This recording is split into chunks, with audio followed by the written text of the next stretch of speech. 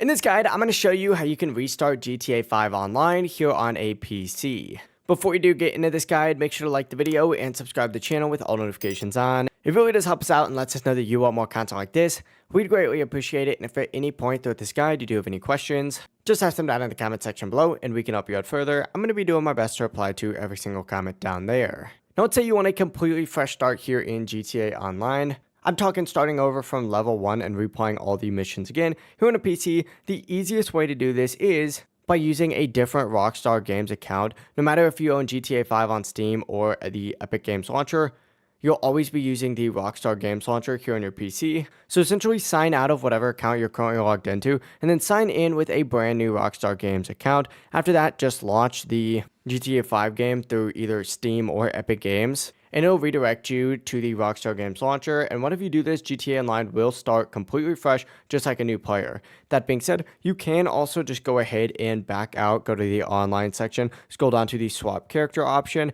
select it, and create a new character on here as well. Either one of those two methods will work. But yeah, it really is as simple as that. If you guys did have any questions, just ask them down in the comment section below and we can help you out further. I'm going to be doing my best to reply to every single comment down there. Before you do leave this guide though, make sure to like the video and subscribe to the channel with all notifications on. It really does help us out and lets us know that you want more content like this. We'd greatly appreciate it. Have a great rest of your day though.